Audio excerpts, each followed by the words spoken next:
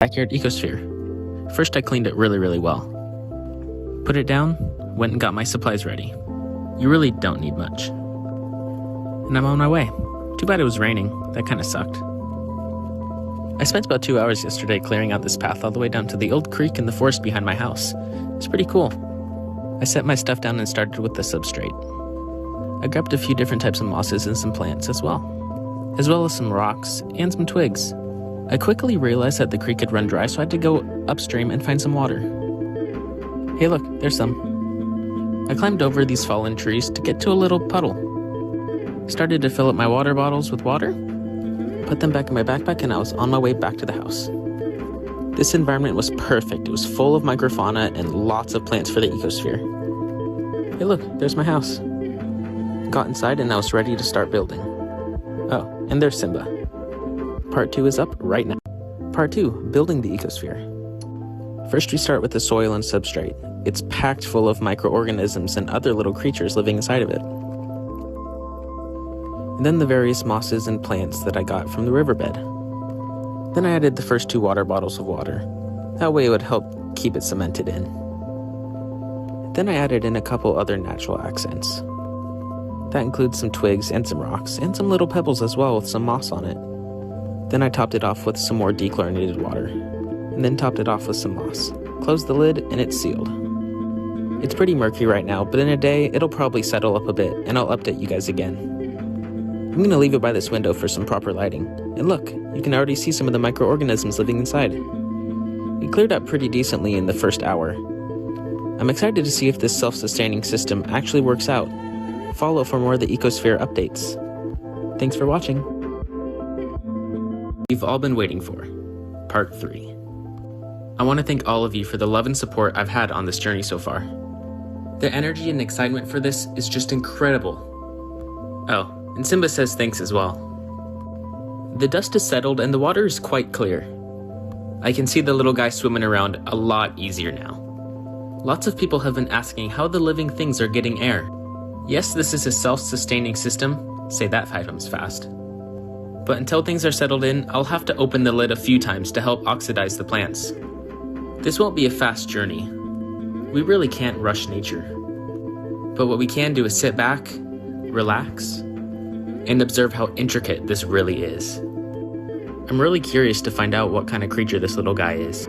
He seems to be the biggest out of all them. I'm sure we'll remember him. Should we give him a name? Anyways, it's doing quite well.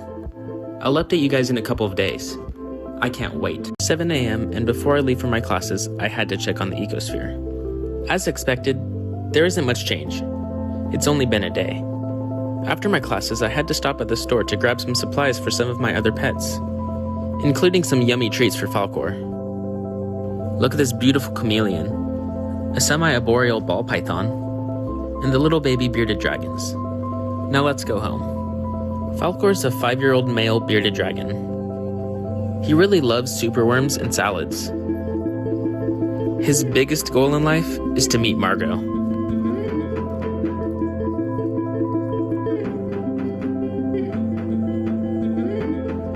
Over the last few days, he's really enjoyed sitting on the windowsill and watching the ecosphere. We have noticed quite a lot more of the microfauna swimming around, until they go and hide in the floating moss that they've made their home. I'm very intrigued to see what they will look like in a week or so. Though I cannot make an update video each day, I thought it would be a good idea to answer some questions I've gotten over the last few days, as well as show off the ecosphere even more. How often do you open the lid to oxidize the plants? I try for at least 10 minutes a day, until the ecosphere is strong enough to hold itself. Do you have YouTube? I haven't posted yet, but I am planning on making longer and more in-depth videos on the ecospheres and all my other animals. Here's a big question. Is Falcor going to meet Margot? Unfortunately, Margot lives quite a ways away from us, but the joy of being able to talk for a bit and become friends with her is incredible. What are the little creatures inside the ecosphere? I'm not 100% sure yet. They're still very tiny. I'm sure there's some sort of crustacean. If you have any idea, please let me know. I wanted to thank you all again for supporting me, and especially Falcor. He's really loving all the attention. I hope you all have a wonderful day. Talk to you later. It's been 4 days, and now finally, we're starting to see new life see new creatures. Before I left for my classes this morning, I took a closer look. At first, I didn't see much. It was still murky, dark, cold. The day was still warming up. But then I looked up to find a small, worm-like creature. With a closer look, you can see it has some sort of antenna or mouth at the front, as well as some sort of forceps, pinchers, or hands that he uses to crawl around. Hey look, there's another new creature. I was really fascinated by this little guy. The plants, the algae, the moss, they're all doing pretty well now. The cycle seems to be strong at the moment. And I'm seeing more little creatures every day. In a week or 2 weeks' time, this is going to be incredible. As I was sitting watching the sunset, I knew we had to upgrade. Something bigger and better, so that we could see everything so much easier. We've already had so much success with the ecosphere. So I gathered my supplies, put them in the bag, brought my brother with me, and we were off. Walking down the path I made a couple of days ago, it was absolutely beautiful outside. The stream was full again, so it made it a lot easier to get some water. Very cold water, by the way. I grabbed some mosses, some substrate, some sticks, some rocks, took one last look at nature, and we were off back to the house. I love making this walk. Even though it's not easy, it's absolutely beautiful. Back to the house, what do you know, there's Simba. And now, time to build. Part 2 is out right now. Part 2, building. I added in my substrate and flattened it out with a spoon. I was attempting to make the back a little taller than the front, then adding in some of the stones, then the grasses and mosses I picked. I should have grabbed a little bit more substrate, but this is going to work just fine. After the carpet of moss, I added some rocks and some more twigs to finish off the aesthetic look, and finally added the creek water. I put the lid on and it was done. It looks absolutely beautiful already, no doubt about it. It will take about a day for the water to clear up, but that's for the next video. I'm really proud of how this turned out. I think it's going to be a great addition sitting next to the ecosphere. Hello everyone, welcome back to part 3 of the backyard terrarium. Before I go any further, I get thousands of questions asking what an ecosphere is and how it works, or even a terrarium. I've posted a video on YouTube explaining the cycle and how it all works, so go check it out. Anyways, back to the terrarium. After some time, the water's really settled. It looks pretty cool right now. I've occasionally seen a couple little crustaceans, but I can't seem to catch them on camera quite yet. I've had a lot of people tell me to add more water, but this was meant to be a terrarium build. Some water, some land. I want to see how it differs compared to my actual ecosphere, which is fully submerged in water. Algae, the grass, and other plants, including the moss, looks to be growing pretty well so far. I'm excited to see where this one goes. Today I went to Hobby Lobby, because Sarah wanted to make an ecosphere. So we both grabbed a jar and we went home. First we cleaned it out because we don't really know what was sitting inside. We got our supplies, and we were off, out to the creek. It was much colder today, so we got our substrate, our sticks, mosses and plants, as well as the water. Pretty quickly, we were ready to get back to the house. In case you didn't know, this water's freezing. Here's all the supplies we gathered. We put it in the backpack, and we were off back to the house. Even though it was pretty cold outside, I still enjoyed making this walk. Eventually we made it back home, and guess what? Simba in the same exact spot. So we sat down and we started to build. Part 2 is out right now. Alright, part 2, building. We started with the substrate, filled it up, and then flattened it out with the spoon. Then we added in the moss carpet, followed by a couple stones and then some smaller pebbles for some accents. We attempted to lean the sticks upward, but it didn't really work out later. Cleaned off the glass, added the water, and those sticks kinda started to float. Don't know why I didn't think about that earlier. Oh well, still looks cool. Put the lid on, set it next to the rest of the ecospheres. Of course it was pretty murky at first, but in a few hours I'm sure it'll clear up. I think having more open room is going to help us observe the microorganisms a lot better now. The windowsill of ecospheres and terrariums is looking pretty good now. I'm excited. Being able to observe them in so many different situations is amazing, and I can't wait to share it with all of you. Wow. I never would have thought I'd be able to share my love and passion for nature to this many people. Nearly 1 million followers, over 25 million views, and 6 million likes, all in a week. You guys are crazy. The ecosphere is thriving. Each and every day I see more and more of the microorganisms swimming around inside, and even have been able to notice a few different types as well. Living creatures and green plants prove to me that the cycle is working. After a week, we've noticed some more algae growing on the walls of the jar, as well as more buildup of debris floating at the top of the water, acting as a layer for some of the microfauna to live in. Being able to appreciate nature inside of my own home is amazing, as well as being able to share it with all of you. While we are all cooped up at home practicing safe social distancing, thanks for watching. I'll see you in the next video, and remember, wash your hands. Something's changed. It's dark. Really dark. A week and a half into this ecosphere, and here's something I've never seen before. Blocking out all of the sunlight, there's a layer of debris floating at the top of the ecosphere. And when I took a closer look at what I found. It was alive.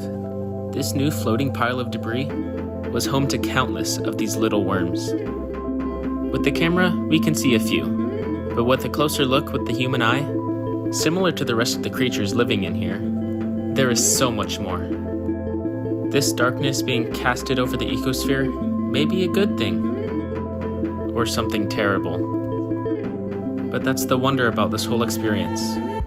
We get to sit back and observe the wonders of nature, all inside this little jar. After 2 weeks, the ecosphere looks dead, though in actuality, it is packed full of life more than it ever has been before.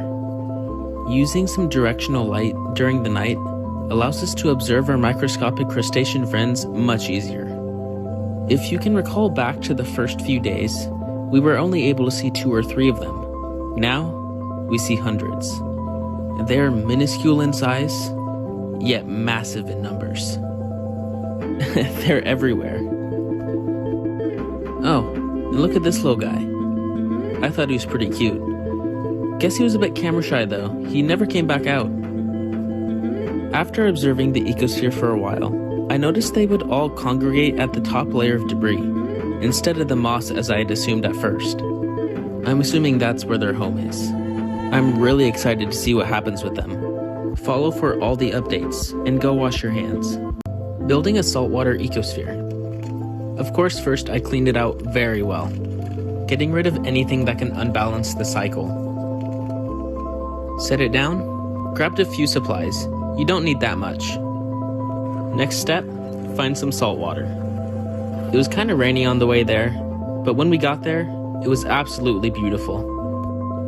The sun came out, the water was calm, and we even made some new friends.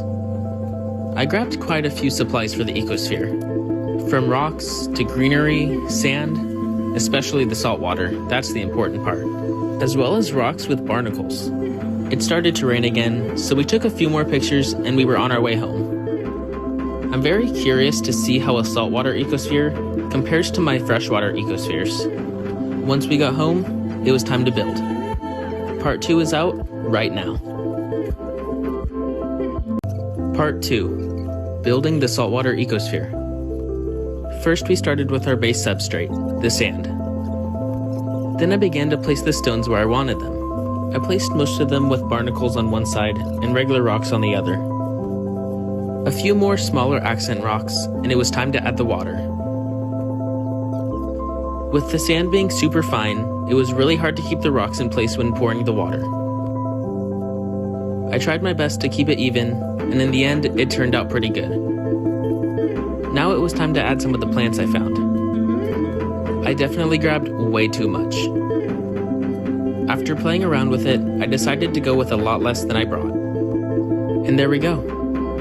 The saltwater ecosphere is complete. The water is very clear. We can already see some of the barnacles looking for food. I'm excited to see what sort of life pops up in this ecosphere. Like and follow for part 3. Part 3 of the saltwater ecosphere. This is very different than the backyard ecosphere. Outside of aquariums and going to the beach, I've never worked with saltwater, so I wasn't quite sure what to expect. As of now, it's really calm. There's nothing going on. The barnacles are tucked away in their shells, and I don't see any other signs of life. I've been keeping a really close eye on it. I'm just really interested to see what's going to be inside of the saltwater. I'm quite worried though. If there's no other life outside of the barnacles, it means there's no food supply. In this cycle, the other life was supposed to create detritus, one of the major food sources for barnacles. If we don't begin to see life soon, I'm afraid there's no food for the barnacles. But we cannot be too quick to judge. After all, it has only been a day. I'll check back in a day or two. Until then, go wash your hands. Part 3 of the backyard terrarium. Both Simba and I admire the terrarium every day. Though before today, only for its natural looks. I hadn't truly looked deeper. I had put too much time into my ecospheres to realize the true amount of life living inside of this terrarium. Upon closer inspection, the amount of small copepods and other microorganisms inside are very strong in numbers. Probably pretty close to the original ecosphere, just a little harder to see. I temporarily moved into the other room to attempt to observe it at an even closer level using a darker environment. We can see a film of bacteria on top of the water, as well as various other signs of life. Now that I know that this terrarium did not turn out a failure, both Simba and I will pay very close attention to it, and we'll be sure to update you if anything else happens. Unfortunately, it was bound to happen at some point in time. Not every ecosphere is going to work out perfectly. It's been nearly a week, and no signs of life in the saltwater ecosphere, other than the barnacles, of course. So I've decided to take them home, empty out the rest of the jar, and create something absolutely beautiful for an upcoming video. But until then, we are still able to observe our other ecospheres and terrariums, which, by the way, are thriving. The algae growth, the hundreds of copepods, and the overall aspect of nature. All of this creating something absolutely beautiful inside of a tiny jar. With some rough things going on in the world right now, this is incredible. Stay home and follow along on this journey as we get to watch the magic of nature, all from inside. Stay safe, wash your hands, and I'll see you guys next time. 3 weeks in, and the ecosphere is doing better than ever. It's full to the brim with life. With clear water, healthy algae, and hundreds of microfauna. Simba and I never get tired of watching it. Not only is the cycle of life so fascinating, but the natural look of this ecosphere is absolutely mesmerizing. Watching the small copepods, as well as many different microorganisms, swim around, eat the algae, and live their everyday life, makes me wonder if they even know what's happening. They have no idea millions of people watch them every day. It really makes me think, if they have no idea, what if we have no idea? They are just some tiny creatures to us. Maybe we are too to something else. Think about it.